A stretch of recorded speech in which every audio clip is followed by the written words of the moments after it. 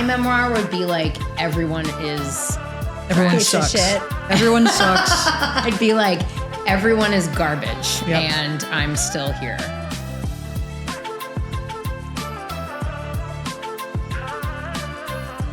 Hi, Liz. Hi. Liz. You're on my show now. We're in your place. You're in my place. I should start off by saying that when I was on Pants, we all had agreed that riding on jet skis was the gayest thing on the planet. However, reading your book and imagining the two of you on the back of Leisha's Honda motorcycle, 1971, if I remember correctly. 200 That's- cc's, 100, only 100 cc's. That's the gayest shit.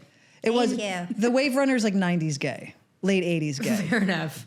But you guys really took, I just we- imagine the two of you on the back We of were the bike. living a fantasy. It was Canadian utopia.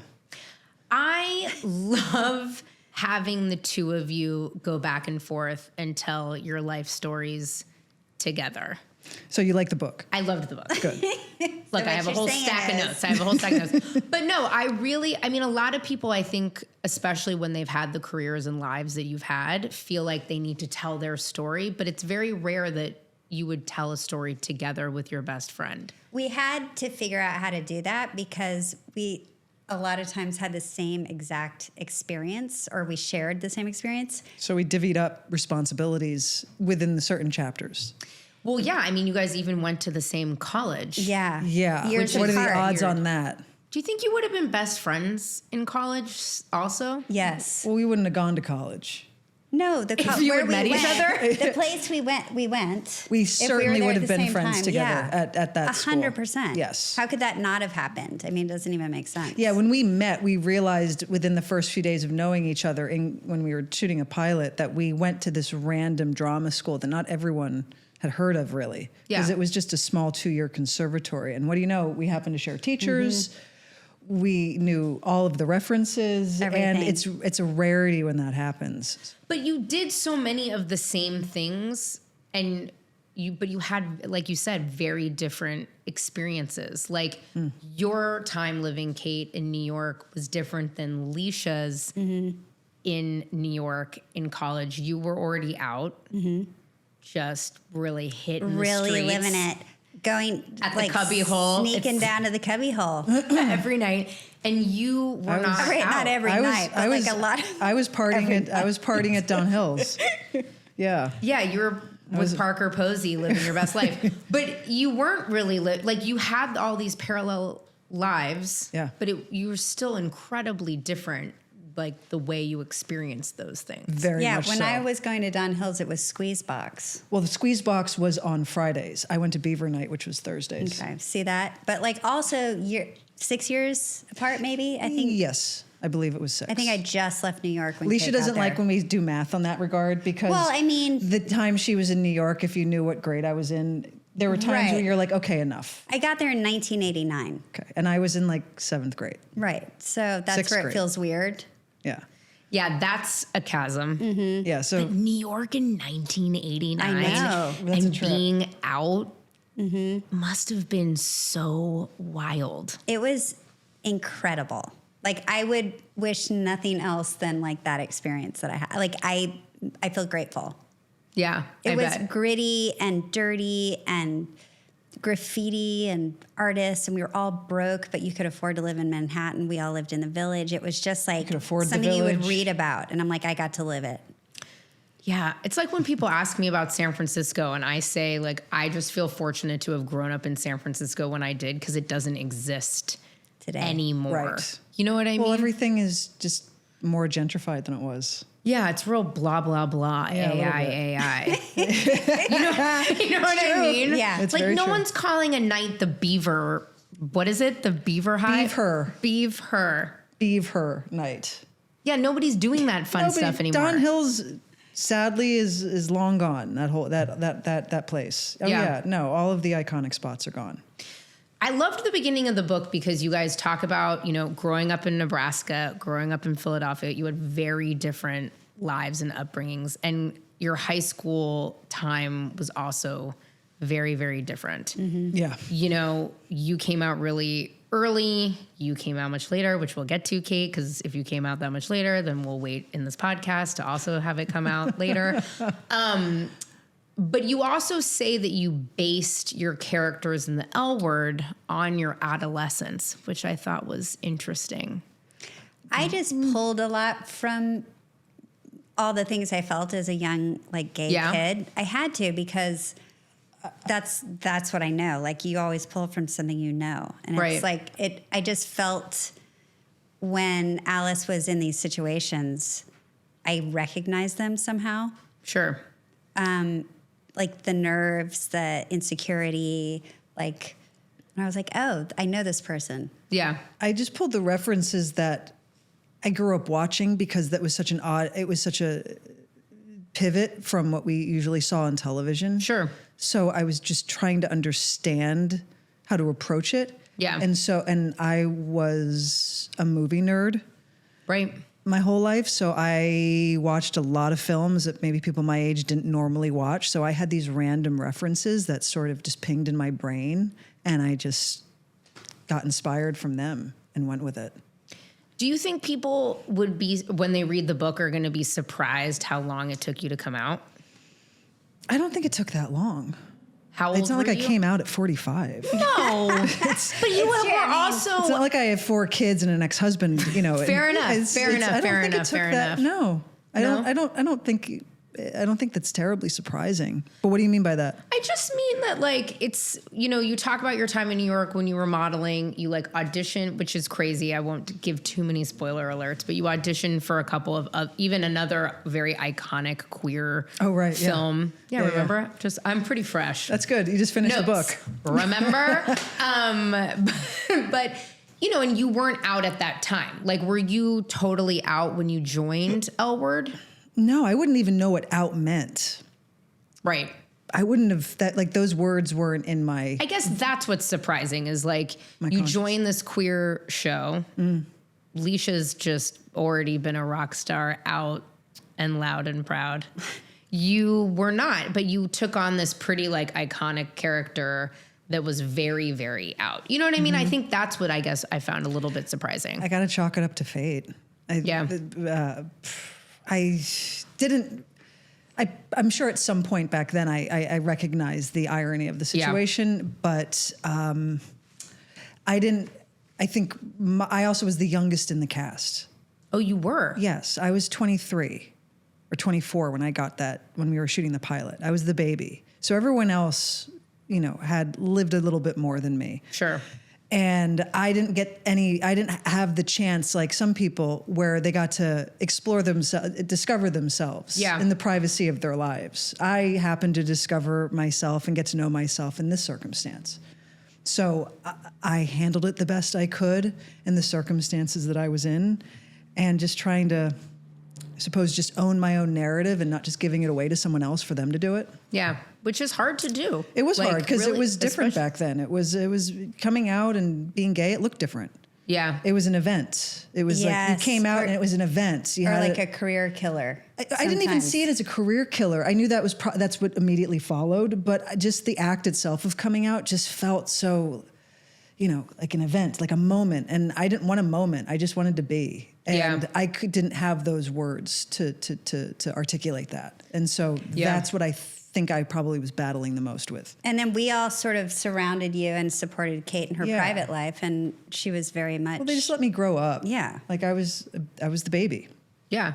I mean, and you were, the nice part, and you talk about it, is you guys you call it gay camp. Like you could escape LA and go to Vancouver and be on the back of Leisha's bike and like cha-cha-cha-chow and like live your dreams. And you know what I mean? It sounds like such a lovely place, though, to be surrounded by this new, you know, consortium of friends and allies, like to let yourself grow up. Yeah, Canada, our time in Canada is like, you know, eating cake on your birthday. The calories don't count. Like we just had so much fun every single day. And I don't think we took it for granted. Maybe we did. Never. But it was just like, just let it, like nothing matters. Let's just have fun.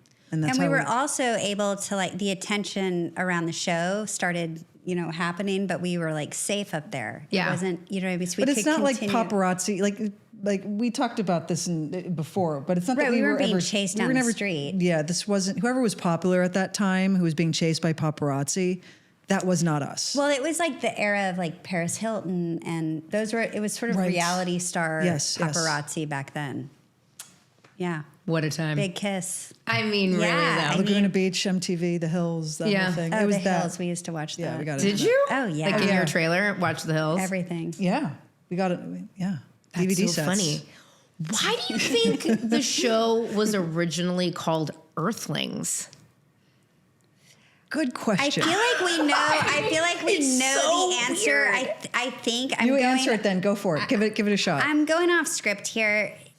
I think I remember hearing it was like because lesbians were like on a different planet. They were supposed to be like other, like, you know what I mean? Like almost like aliens. I saw it as like, because the show was centered around lesbians, and not only lesbians, but like these fabulous lives of these fabulous women in this fabulous area. And it was like a different planet. And that's why I feel like they called the coffee shop the planet. Definitely the planet came from Earthlings. Now we're Earthlings, but we were, so in theory, I guess we, the characters, wouldn't be Earthlings because then we'd just be normal.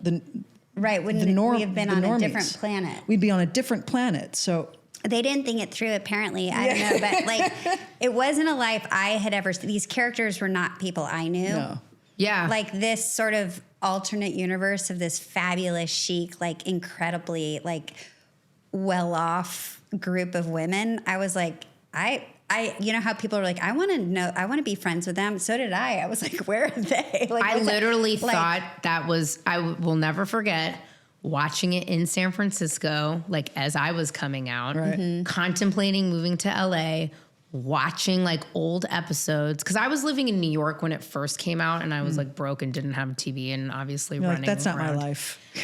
But I was watching it and I'm like, wait, this is sick. Like everybody has a bungalow and I could just like rent a back house and casually fuck like people's friends in pool. Like, right. And we'll get over it eventually. Yeah. And like someone will wife me up. It'll be great. That was not what happened when I moved to West Hollywood. I still haven't met these people. That's what's funny. I've lived here for over 20 years. I haven't come across a single one. But I think the fate of the show was like pre-written somewhere, because so much of the legwork had been done for us already, because Sex and the City was not only going off the air, so it was a really timely moment for us to then not take its place, but to fill some space in that. But it also proved the theory that there is an attention span and a hunger for female-driven storytelling. Yeah. Well, and so we took that concept and then we just tweaked it a little bit and made it, and so it was. I know that one of the goals, like the whole time, was this aspirational idea of lesbians, right? So it was like what you would want to be if you were gay. Like, because we had never been on TV before, so it's like let's really just glam it up and show it like in all its glory, you know? And so that's why for me, it was a weird thing to be gay and then playing this version of gay that I had never witnessed before. So it was like, are we this? We can dress like this. We have this much money. It was. And all the problems just go away. Right. Yeah. The problems. Like all my friends were broke, and like we had like oversized jeans and like old T-shirts, and we were like hanging out at grungy bars, and like that's what I was like. We all hid away in these little gay bars.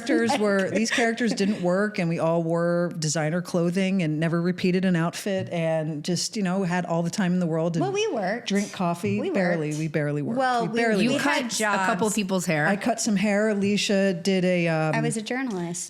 I was a lot of things. You did a few things. Everyone dabbled in the work department, but let's face it. I think we had high, like, paying jobs. You just never saw us do them that much. Okay. Yeah, it's true. I was like, wow, this is really. It was it's the life I deserve to live. If we're being honest, it was like pre-2008 recession, so we had a different approach to it. Yeah. Yeah. It is true though. I thought that's it. Like that's what it's going to be. And then I came down here and the first lesbian party I went to was called Finger Bang. What? At Foo Bar. Never went there. Yeah, you shouldn't. What year did you move to LA? 2010. Oh. Oh, you're just sort of a baby here then, a little bit. 15 years? No. Kind of, sort of. Keep talking dirty to me. Tell me I'm a baby. Because I don't feel it. Have you gone out recently? No, I don't leave my house. But I thought you maybe moved like more in the aughts, not. No. Because I was like in New York and San Francisco where the gay experience, especially the lesbian experience you're describing, was what I saw. And my bougie ass was like, oh, I need to go to where those girls, like, ooh, are you wearing like yet another Mewy? Yes, that's it. That's where I want to go. Right. And then I was sorely disappointed when I moved in with a girl that had been kicked off American Idol for doing meth. No. And worked about 15 jobs and took the bus. I took the bus here in Los Angeles. Well, I'm sorry. The show, to our defense, the show was over by then, so there was no more affluence. Yeah, it was fine. But we were feeding the minds of. I don't know. We've been off the air for a few years at that point. Maybe by then it was my fault. It still lives. It was out my there. fault. Yeah. Sorry, it was my what were you fault. going to ask? No, I was just going to say it was my fault. Okay. No. I love how much you talk about like falling in love, not only with each other immediately from casting, but also all of the different characters in the show. Yeah. And like your relationships with Mia and you know what I mean? Like everything is so wonderful and beautiful, but you two were really like thick as thieves, or as Mia has coined you, pants. Yes. Do you think any of the other castmates were jealous of how close you guys were or are? No, they could care less. They didn't care. They didn't care. But at the time, we were all real. I mean, not all of us, but the core group we talk about, like Mia and Aaron. Mia and Aaron were Rose Rollins. They were very much a part of our core group. Yeah. A few of the ladies were married. Yeah. With kids, so they had a whole family back at home. Sure. We were just at camp in Canada for 7 months. Yeah. It was different. We had different priorities and just doing things. Just doing stuff. But did everybody kind of see like how, I mean, you do talk about Aaron, you do talk about Rose, like, and Mia. You lived with Mia at one point. You called it a platonic throuple. Yes. Your first, though, I thought that language was interesting. Really? Have you been in a throuple before? No, I just thought because my character's been in a lot of thruples. Oh, you were doing a play on words. Yeah. Got it. Did it, you mistook that as like Leisha was in a lot of thruples? No, I mean, Alice threw the cat around. Yeah, listen. You're being cheeky. Yeah. You're being cheeky. But I picked that up and I was like, oh, interesting. But yeah, I mean, again, I think what everyone's going to be so excited about to read, as I was, is like you guys really lived with each other. I mean, yes. A lot of times that doesn't happen. As you said, people have families, they like go and do their own things. Right. And I think that was the secret sauce to the whole show, is that the writers would go out with us. Like we'd party with the writers. We'd probably like. Well, they paid attention and they saw our strengths and they saw our weaknesses. They knew when we were in like little friend fights and then all of a sudden you'd see it in a script. Like, yeah. They knew to take reality and put it on paper. It's true. Well, and you talk about how collaborative Eileen was as well, especially when it came to like love scenes, because I think for a lot of viewers, there was so much, it was all about relationships, right? And there was a ton of sex in that show, but it also felt pretty authentic. You guys were pretty hard on yourself, or you were pretty hard on some things talking about. Hearing that, I didn't know I was so hard on myself. You were very hard on yourself. We're going to get to that in a minute. Oh, God. I have a whole question here for you, Alicia. Okay. I'm married to a therapist. Okay. And I've spent thousands of dollars on therapy, so I saw it. But you talk about how collaborative she was with you and the writers, especially when it came to love scenes. Do you think, had you had an intimacy coordinator, which is like pretty standard now, it would have changed how realistic things were on set? I think it would have been a completely different show. It would have been and such a different, it would be. Like, we both feel really grateful. I think the whole cast did, that we had that space and time and like privacy amongst ourselves to figure stuff out. I mean, we both were on the reboot where now everything has changed and there are intimacy coordinators, and I understand that they're in place for a reason. Yeah. It just was a very different experience. Yeah. I know because we experienced like the bulk of it without an intimacy coordinator, I respect the circumstances where it's valuable. I really do. I don't know if every experience is needed in that regard, and maybe that's just me speaking from a place of privilege because I've been fortunate to work in circumstances that are incredibly safe. Sure. I don't feel I've never, and now working with an intimacy coordinator, it certainly takes out spontaneity. It certainly takes out instincts. It takes out dynamic. It becomes incredibly technical and legal and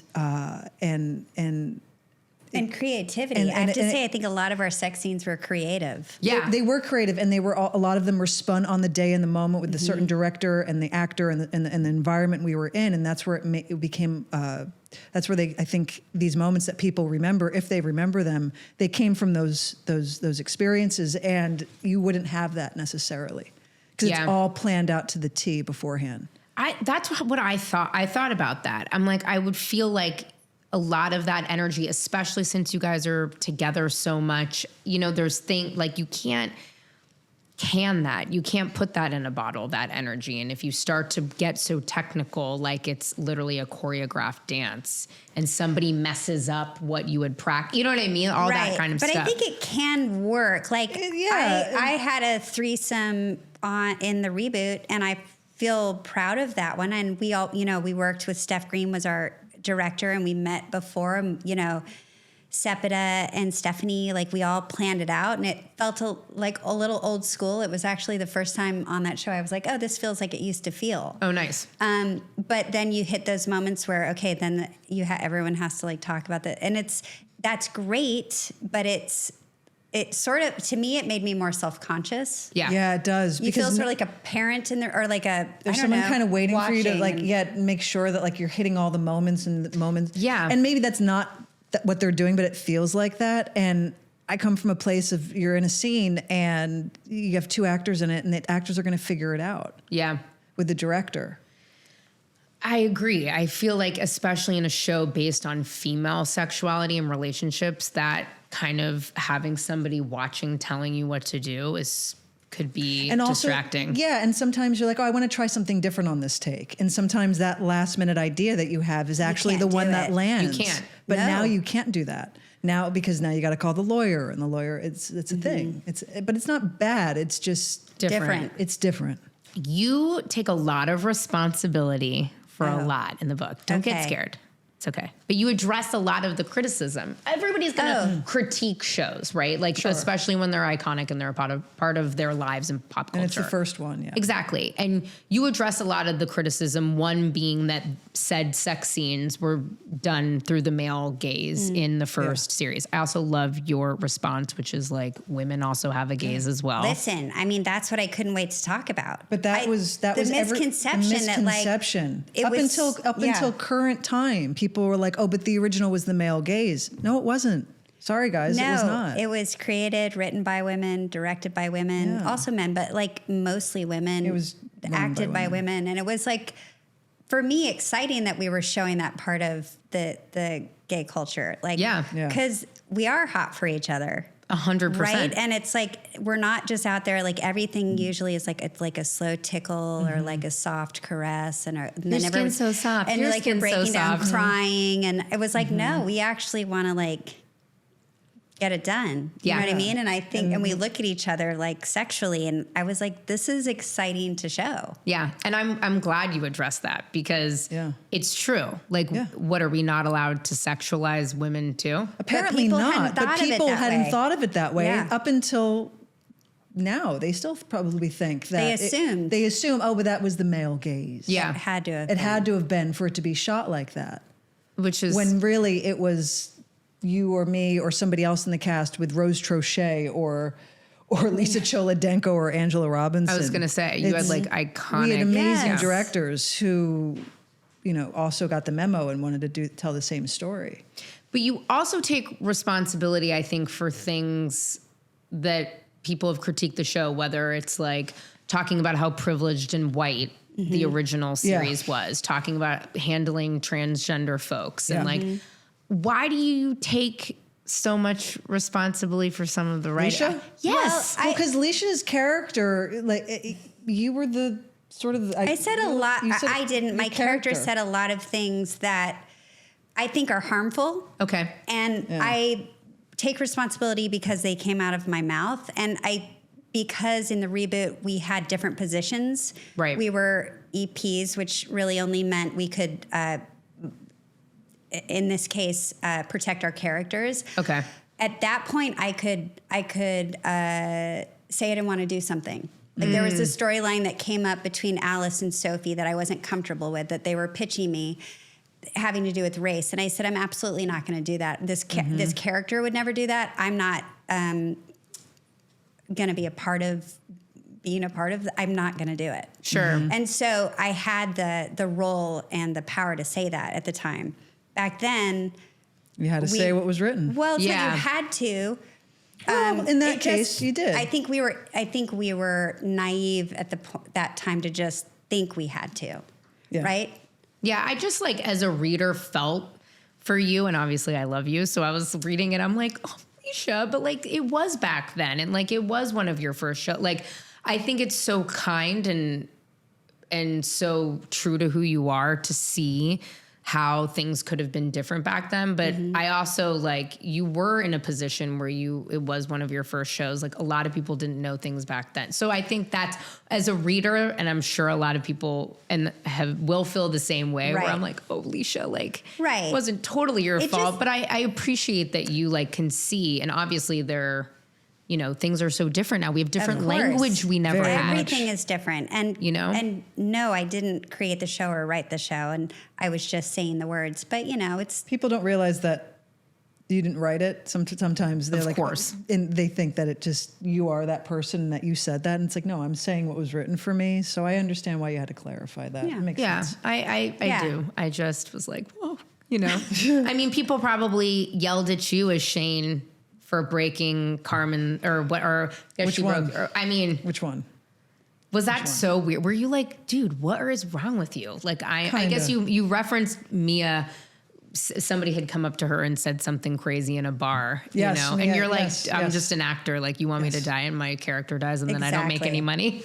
I kind of loved that. But I bet you had some weird instances. There was a lot of conflation between the two. I don't think Shane's aged terribly well if you're going to look back and say, oh, that works. Okay.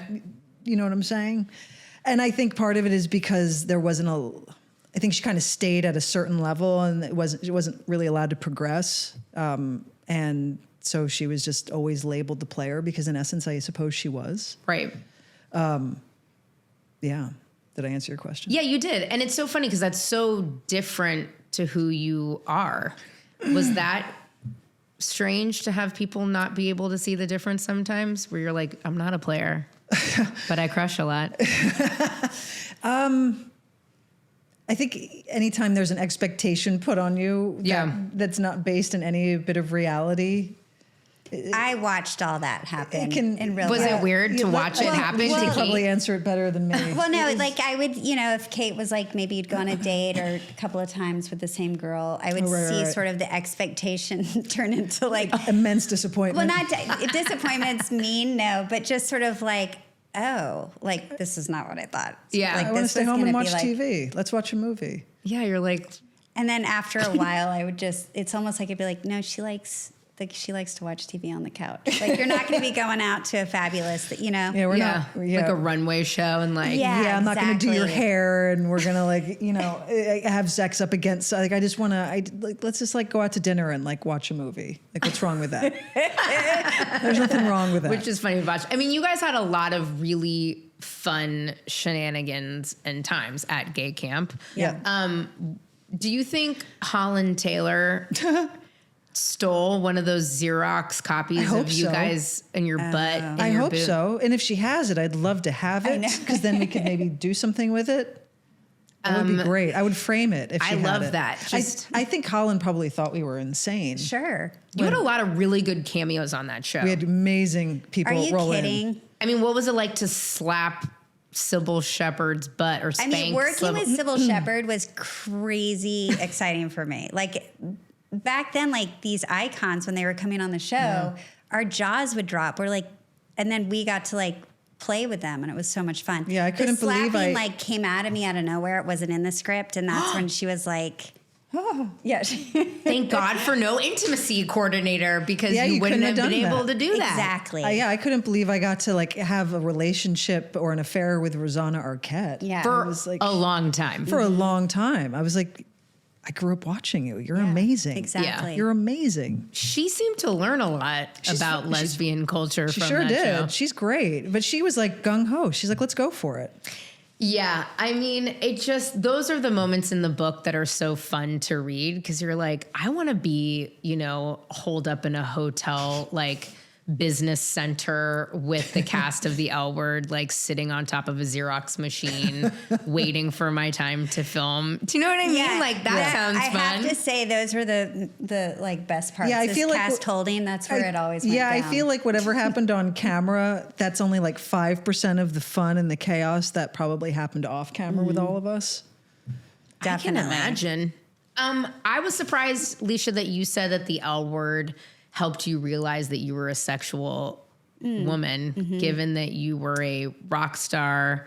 You had dated lots of interesting, fun people at that point. Yeah. And then you ended up having buku sex in the reboot. Right. Yeah. I think it was, what I mean is it was an interesting time to sort of, like I said, see what it could be like to be gay instead of my own like wall or like limited small idea of what it was like to be gay. It really opened up my eyes sexually, physically. I don't know. It was like eye-opening for me, just like an audience member. Yeah, Leisha it was happening from, internally. Like, short, like croppy hair. I remember suddenly that. you have like long hair and you're wearing dresses. And, Yeah. And Miu Miu was like your go-to designer, and Yeah, but you started to even appreciate purses. yeah, but even like you were asking me sexually, it kind of like blew my mind, and I was like, let's go, let's I didn't know this was a world I was that was waiting for me. Yeah, it was there for you. We saw it. Yeah. I remember watching, I guess it was maybe the pilot of the reboot, and you were or maybe the second episode or something, where you have that major sex scene. It was pretty early on, and I was like, That was the threesome. yeah, wasn't Which it the one? threesome? I'm assuming. Yeah, I think it was the threesome. Oh, yeah. I feel like that was like the only good shit. love scene in the reboot. So yeah, it must be that. Potentially, yeah, that was the most memorable for me. Yeah, for was sure. that one, and I was like, Right. okay, Alice, go off, queen. Go, Alice. Yeah. How do you feel about the fact that the chart wasn't like yours originally, Alice's originally? What do you Well, mean? it was Kit. It was Kit's Kit. storyline. it was Kit's. Kit had it tattooed. So On her back. in the pilot, Was it- Kit was not Bet's sister. Kit was a lesbian we all knew from the scene. She was, I think, hung around the planet. I think Kit played by Pam Grier. Yeah, Kit was always played by Pam Grier, but she was a performance artist. Yeah, it was. And so the chart was initially constructed to be a tattoo on Kit's back that would constantly be added to. And I think the idea was to always add a new name at the Right, end of every which episode. would have to never prove worked. that the chart, could you imagine? So in the pilot, I remember Pam is covered in tattoos and she's got a captain's hat on. It's like a deranged Popeye, and we had when we reshot the pilot, that was one of the things first to go, and that's where Kit turned into Bet's sister. I would also just like to say that anyone who thought that this show was written with the male gaze, having someone have the chart tattooed on their back and adding a name every episode Yeah. is the gayest. Yeah, no guy could come up with that. No guy would ever come up with But that. the fun thing about your book, and maybe it's just me, and again, I haven't been here very long, and I'm not a famous Only since person. 2010. That's really not long in LA terms. But reading your book, Yeah. I had some chart moments that we Really? will talk about Really? after this episode. Okay. Yes. And I Okay. was like, oh my God. Or they'd be sexual or not, just like people you know and da-da-da-da-da. And I was like, oh my God. Oh is no, so this fun. town isn't safe. You're always going to find a connection. That's especially in like a community as small as ours. Like, no one's safe. Was there anybody that wasn't a cameo on the show that ever was really bummed out? Like, because the community's so small? Like, I'm surprised. Wait, what? Wait, Let me ask that again. rephrase. Yeah. Sorry, this was not That's in my okay. approved questions. Okay, what is it? Now you're like, let's get to it. Like, Have you ever been asked why Ellen was never a guest on the show? Ellen...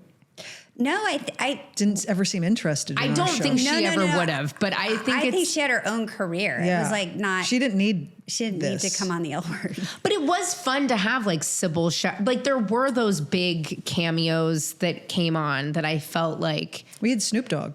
Oh, yeah, and Master P. And Master P, although Master P never made like he was off camera. Oh, he was off camera? I really liked that moment. Yeah. As a hip hop head, I was like, that's hilarious. That's exactly. That was for me. Yeah.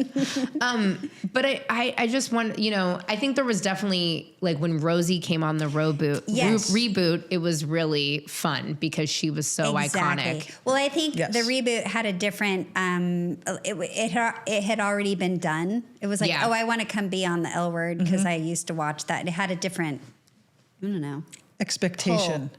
Yeah. Originally, people who came on the show, it was, I'm not going to say risky, but like it was risky though because it wasn't a proven hit, especially first season. Right. And playing risky, gay wasn't exactly. And sexual, you had to. It wasn't it wasn't really considered a solid career move to play gay. That was the optics around it. Right. First season. This is before we had a reputation, before anyone knew who we were, and the likes of Kelly Lynch and Pam Grier and Rosanna, like a number of Lolita Davidovich, a number of people. They were like, no, let's go do it. Yeah, which feels great, especially to support women as well, since it was so heavily above and below the line women. Yeah. Which never happened, regardless of it being a lesbian show. That like legitimately never happens. No, it does not. Anyway, to have such a breakout show so early in your acting careers be this like cultural, iconic lesbian first show, that's intense. Sorry, that's a terrible question. No, it is really intense. Like you went on to do the pilot for the spinoff, The Farm. You went on to do Ray Donovan, which I should have been cast on. We talked about this on Pants. That's right. But did you feel like when it ended, you're like, oh shit, like, am I going to just get typecast as a lesbian for forever? Or did you think like, whatever, this was a huge show. There's tons of people that weren't gay. Aunt Jennifer, you know what I mean? So many non-gay actors. Like, how did you feel about it? Because it's a big one. It doesn't happen often that your first show. Non-gay instead of straight. I didn't even realize that. Yeah, fuck all these people. Yeah, non-gay. That just made me laugh. What was the question? What was it? So did we expect to be typecast? Yeah. Yeah. I mean, we talk about this all the time that like we never really fit in anywhere. No. Like either you're not gay enough for something, which just recently happened to me. Like I'm not gay enough to play a gay role. No, at least it's not that you're not gay enough. You don't look gay enough. It's whatever. Difference. Welcome to my life. Or you're too gay to play. You're only gay and you can't play straight. Or it's just not non-gay enough. Or it's just not enough that you're just gay. Whatever. It's like there's always a line in the sand that you can't ever seem to get to or cross to the other side. But you didn't have. I mean, you still went on CSI. Okay. She did. Multiple times. I really threw myself back into my music. I was like, you can be anything in music. I'm going back. I didn't worry about it. I kind of was like, I think something else will come around. I just have to trust that. I just have to trust it and not be impatient. Yeah. And I think that was just me being young and thinking I had all the time in the world to wait. And I was lucky, because I did get Ray. Yeah. On Showtime. Still on the same network. But obviously with, I think, iconic shows that make people feel so much, the idea of a reboot is always there. You guys had been chatting with Eileen, trying to put it together for a long time. And then like the time comes. Right. And you are here and it is now and you're in a different position because you are putting it together, which is very different than getting cast. Correct. Very. And you, Kate, you speak about even earlier on in the book about how little you were paid for the original series, $15,000. Yep. Was that for the pilot? Before. Both of us. Yeah, both of you. But this is also, I just want to state for the record, it was 15. And that was before you get commissions out and taxes. So do the math on that. Okay. And that was per episode or? Correct. Okay. Yeah. Okay. And you say this is going to come back and haunt me, essentially. Yes. I'm paraphrasing, even though I've done a pretty good job at actually saying what you said in this book. And then you come to do the reboot. It's like it's like everything. Hurry up and wait. It takes forever. And then all of a sudden it's like, we have to make this go. And they pressure you into a deal. Absolutely. That you didn't feel was respectful or what you deserved. Yep. What have you, and you talk about it in the book, which is incredibly important because a lot of people don't. And it happens to everyone in every single industry, especially to women. And I would also argue, especially to queer people. Yes, very much so. And I felt the same. So I really resonated with this. Mm-hmm. What have you learned or what did you learn from like all of this? Because it's hindsight is 20/20, but like, what have you walked away? Like, and why did you have the courage to talk about it in the book? Oh, that's a good one. I had the courage to talk about it because I don't give a shit. And it's also over. And I can only learn from the mistakes that I made. And I think that was a mistake. I think we should have held out. We were, at the time, I can't judge ourselves at the time because we had worked for over 10 years in trying to get this thing back. And it finally happened. And like I said in the book, it happened literally overnight. And we were so desperate for this to be a reality. And we worried if we waited, it wouldn't happen. And we worried if that we waited or we were told if we wait, it wouldn't happen. It's that thing. It's that thing that we as women carry around of like, we don't want to be too difficult, where it's like, we should be difficult because others are and they don't, and like we should have known better, but we didn't. And that's okay. That's not our fault. We were so hungry to make this a reality. Yeah. Because we had such high expectations at that time of what it could be. And if there's anything I've learned from this is that I would never do that again. And that at the end of the day, I have to know my value. And unfortunately, it took that much to realize that, but I now understand my value to something. And if someone disagrees, then it's not meant to be. Yeah. I suppose I'm not the right person for you if you can't see that. Yeah. It's scary though when they're like, it's going to go away. I mean, honestly, that just recently happened to me and you're like, you know, I mean, it's your livelihood. It's your passion. You've worked on it for 10 years. And if they're going to pull the rug, though, but what was hard, we were lucky in the fact that the two of us had banded together. I was just going to say what I learned was Kate and I, this friendship really came into this business world and showed its value because Kate was in a different position because she had been on Ray Donovan. I had not been working. I was the lowest paid. Kate had my back and said, we will, at least Leisha and I should make the same. Yeah. And that meant the world to me. Yeah. They didn't do that, but eventually, you know, Kate and I in the second season got to say like, come on, like that's a fucking joke. Like if you're not gonna value us, at least make us equal. Like at least do that. Yes. At least do that. And I have to give it to Kate that like she was my only support system in that, and like that meant she was my only to me. Support system because we only had each other. No one else was calling on our behalf.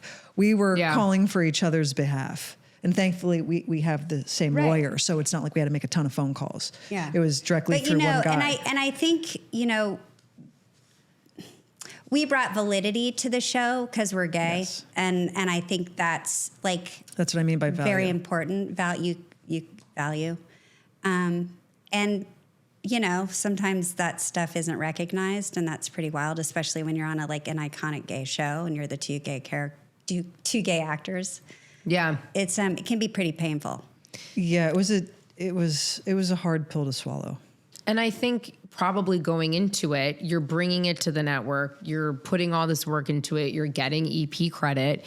You probably also thought that you could have far more say into it. I kind of emotionally felt when you talk about not being able to see the mood boards or, you know, the final treatments from the writers or the showrunners that they were interviewing. Right. And you're like, and we just weren't allowed in. And right. Yeah, we weren't invited. Yeah. Yeah, I remember. I just read the book. Yeah, that's right. You did. You just finished it before you showed up. No, I didn't. I actually read it a while ago, but I did take a little gander this morning. But that must have also been quite painful as well, to feel like you could have more of a seat at the table, like with character development, with storylines, with who they picked. And then I think it all started with the showrunner, you know, not having a choice in that. And then once you're in that situation, we realized, really, like I said earlier, our only power was in our own characters. Yes. And thank God. Thank God we had say in that. But you have a lot of commentary about Shane, like, not being as developed or being a little bit one-dimensional, even in the reboot. Yeah. And you would have done things differently. Yeah, I just always felt like, oh, with this character, so they're always going for the low-hanging fruit. Like, oh, there's a problem. Make her cheat on her. Oh, no. And then they break up. And nothing is worse than predictability. Because the moment you're predictable, you lost people and they don't care. And it's like you have a character and okay, they start off as this one thing, but people evolve. And especially on a series, like throughout each season, within all the episodes within a season, those stories evolve. So the character should evolve with it. And she just started to become this sort of this paper thin caricature. Right. But the problem was that there was only so much space to work in. Are we talking about the reboot here? Yeah, the reboot. There was only so much space to work in. And so I knew that my square footage was yay big. Sure. And so I had my expectations set low from the beginning. Mm. Because if there's not an interest, then they're not going to build out more space for this. Yeah. So it was, and I don't say this as a victim, but it was a bit of a lose-lose. Sure.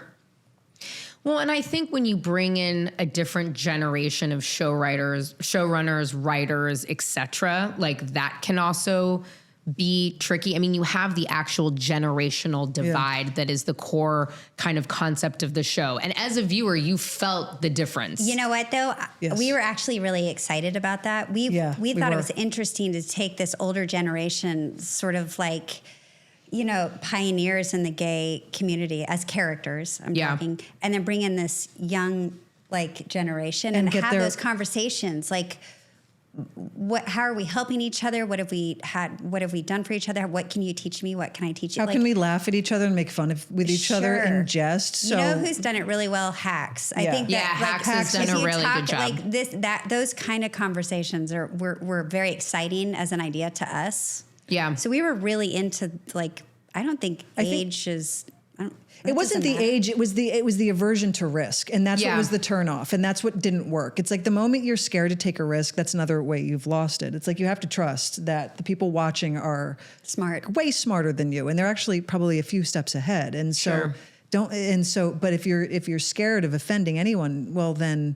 It's that saying of, like, we're trying to represent everyone, but in reality, in doing so, you're actually representing no one. Yeah. And you make another comment that it was interesting that all of kind of the theme of the reboot was weddings and marriage and kids. Yeah. I was like, what is this heteronormative expectation in life? I was like, initially I didn't mind the idea of Shane getting married, but also it's like, or being married or whatever her problem was, but like, let it go. And then suddenly it's always about that. Yeah.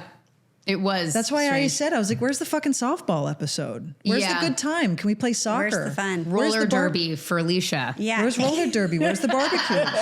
Exactly. But here's the thing, though. On the positive note, woo, that wardrobe for Alice. Yeah, listen. Tippy-toppy over there. Just Gucci all day, every day. Yeah, it was our costume designers were amazing. Gucci jacket you wore. They were amazing costume designers. I have one, Did you... Amazing costume designers. Oh my God. Our crew was amazing. You guys every department head, hair, makeup, costumes, like they slayed it. We were lucky. Yeah. It was pretty incredible.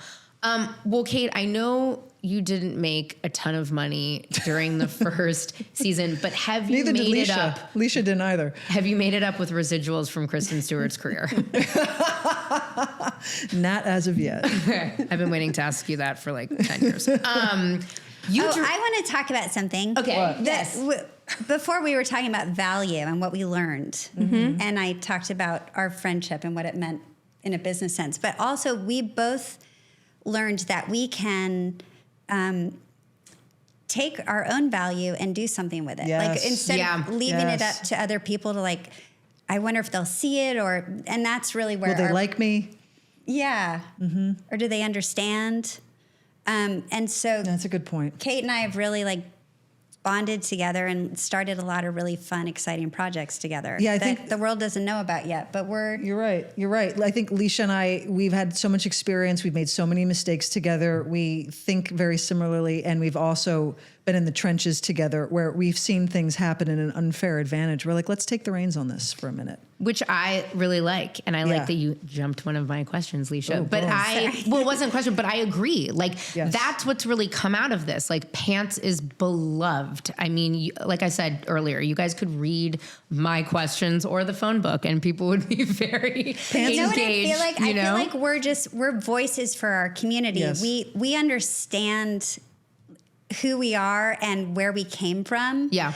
And we understand the queer community in a backwards and forwards way. Like we're in it with you. Yeah. And I feel like that's what's exciting to us is we can actually do something together with our community. Like we want to take everyone with us. We're not like an idea of something. Sure. And we're not leaving you on the outside. We're like, come with us. Let's do this together because we know the value of who we are as a community together. Yeah. And you guys have, I mean, the other thing about being queer is really this idea of chosen family, but that's actually very real. And you talk obviously a lot about that with the cast, but with each other, it is a lovely love story. The book. Yeah. I really felt that way. It is. No, but I really did. And having you guys go back and forth and tell sometimes the same stories of how you met each other or different parallel things, like it is this love story, and having your back in business, that's massive. Like that really doesn't happen often ever. It doesn't even happen with fucking colleagues or, and so you guys really did turn this all around, created Pants. There's so much more, created the book. Yeah. You know what I mean? So I think we've just both been, excuse my language, but we've both really been fucked over in certain regards. It's different times, and we've either held each other up when one of us is going through it or we experienced it together. And that just builds a level of trust and transparency that it doesn't come for free. Yeah. It's like we earn that. Yeah. And so our like-mindedness, I think, is only multiplied. So I mean, they say don't work with your friends, but I can't dream of working with anyone else. I mean, along with your love story being so beautiful. Oh, I see the pivot. I mean, it was pretty clean, Liz. Go. It was a smooth turn. Thank you. Just easy. Yeah. It's one-handed. You reconnecting with Kim, the big love of your 20s. Right. 20 years later is the most lesbian, gay, literal, like fantasy. It is. Fantasy. It really is fantasy. Literal fantasy. Yeah, it is though. I mean, it was interesting to write about because it felt so vulnerable. It's so private, and we're pretty private. Kate and I were but we were like, we have to crack open. We have to share something about our personal lives. And so talking about Kim and who we used to be and who we are today was really cool. Yeah. And you finding Anna, your wife, like it's so, you know what I mean? It was very full circle, and it was really beautiful to have that kind of be the tie at the end. Same with you directing the Reboot finale. Well, that was almost an act. We didn't know it was the series finale. We just thought it was the season finale. No, we knew it was the series finale. As we were shooting it. I know. I predicted it. I predicted it episode 1. People were just getting fired at Showtime as we're shooting this last episode, and we were super like, fun? This doesn't seem like it's going to end so well. Well, you know that it's going to be the last season when like the lead number 1 on the call sheet's like, I'm out after 3 episodes, and then they're like, hey, you guys want to direct an episode because we got nothing to lose now. And so you get the finale. Yeah. I get the one prior, and they're like, fucking toss it up against the wall. I remember walking to your guest holding, like, call your agent. So we found out that like this network was completely transitioning. Like the old president's leaving, this new person's coming in, and it came up on deadline while we were in between setups. And we're in this beautiful location for Bet and Tina's wedding, and everyone's dressed to the nines, and we're all like killing time. And Leisha's like, call your agents, call your agents. And she like ran into cast holding. She's like, get off the phone, call your agents. I love it. That's classic. But it must have been fun to direct though. I mean, fuck. Oh like if you're gonna do it, like might as well do it. Time of my life. It was fun, yeah. I loved it. Want to do it again? I would do it in a second. I'd do it depending. Depending. Okay, I have a couple of fun questions and then I'll release you. Fun questions? Just a few. Yeah, okay. Like, what's up with the Goop discount? I don't have a Goop discount. That's unbelievable to me. Why? That's your cousin. Your first but she doesn't owe me anything. It's not owing. I just thought it would be like a fun, like, no. I wouldn't ask her for a discount. No, I know. Absolutely not. She's worked hard for that. I'll pay for like a normal person. You definitely. I did get a vagina candle. Did it smell good? Yeah, it smelled like a candle. Remember. No, I don't remember what it smelled like. I always wanted one, but I couldn't get. I think they sold out. Yeah, I honestly, I don't. I have to. Yeah, it was a nice smelling candle. I mean, you definitely must have been asked about Gwyneth I think it was good. You gave us fans just a touch of insight of like growing up. You know what I mean? Because you never know. Like it's not often that famous people are cousins. Right. So that was kind of interesting. I guess that wasn't really a fun question. We could probably. It's like that was I'm really shooting out. And then Leisha, when was the last time you built a little soapbox racer? Oh, listen, I haven't. My dad and I was good at soapbox. I was really good at that. I loved that. Yeah, I didn't build. We're building one right now. I think I was like 14 when. We're building one right now. What do you mean? I'm fucking with you. No, like I was like, are you? Yeah. Metaphorically. Yeah, you are building one right now. We're building a soapbox right now. Well, I wouldn't be surprised because you two, just like with the helmets, it's just a good visual. Thank you. Did we add that picture into the book? No, we did not. There's a picture of Leisha and I on the motorcycle.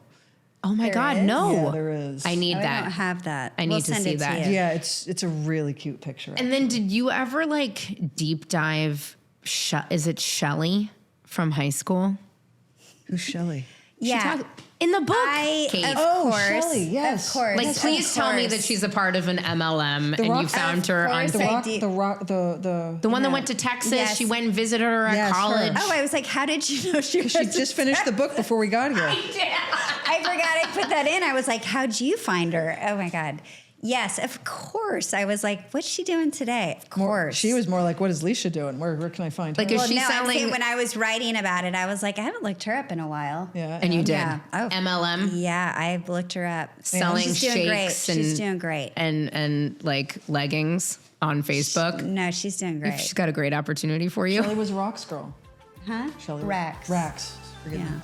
Anyway, that was the end of my fun questions. I adore you two. We love you. Love you back. Thank you for having us. Thanks for having us today. In your beautiful studio. Oh my gosh, thank you so much. I love how you blend into the plant. The color of your dress blends perfectly. I never know what's going to look like in here. Today we're in a magical forest. You look great. Never know. Look at that. That's so good. Thank you. Great color on you. Thank you.